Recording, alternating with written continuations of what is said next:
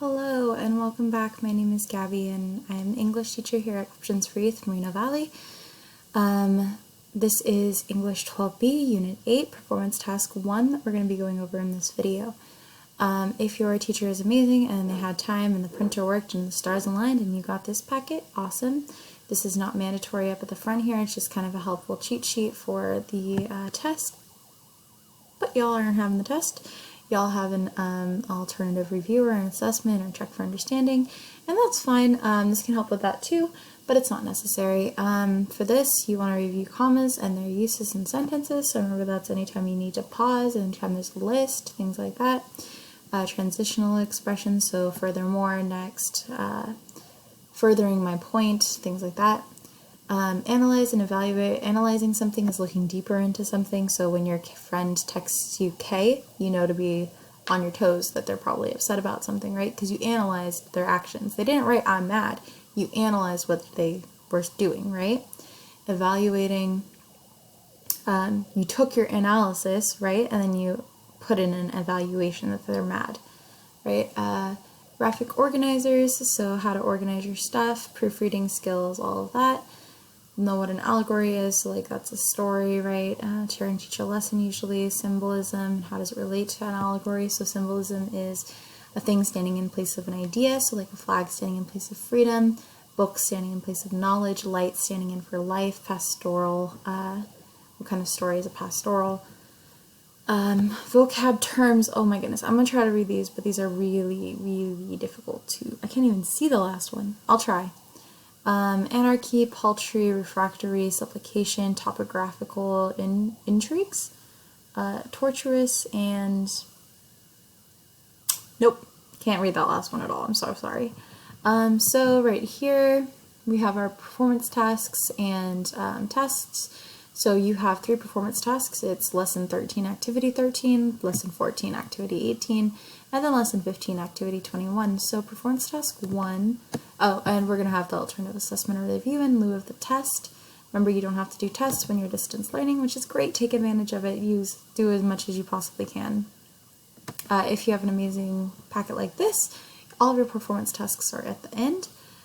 So this is how you do it. So first things first, you're going to watch a video, right? If you go to your classwork for this, you'll see the video listed here. It's only 5 minutes, it's not very long.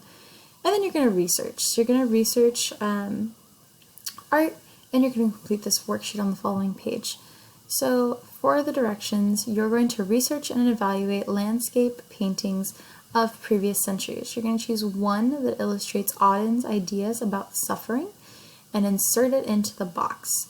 Then you're going to answer the questions below. It's going to be worth 10 points. In order to find a painting, don't look there. That website doesn't work. But guess what? I did find a website that did work. So if you go to this website here, that website should be able to help you find a painting. You want to use 15th through 19th century paintings in order to help you. So first things first, you're going to find the painting, right? You're going to give me the title and the artist who painted it. So it can't be you. Because it's 15th to 19th century, we're living in the 21st century, right? And you're going to cite your source. Remember how to cite sources, easybib.com. You can always watch my video on how to write an essay in order to do that. I have to find a painting that illustrates Auden's ideas about suffering and gives me a profound truth about life, right? So let's go here. Artist, I don't care. Medium, I don't care. Oh wait, do I care? Medium. Oh, I need a painting.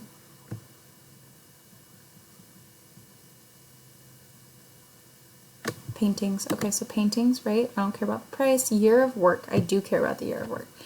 It's going to be the 1500 to 1900, right? Because it's the 15th to 19th. Title, no.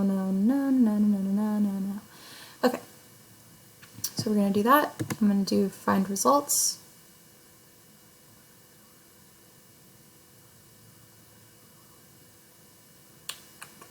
And hopefully it will load for you. Evidently it's not wanting to load for me, but if I click it, it will load. And so here's a painting that is not a landscape.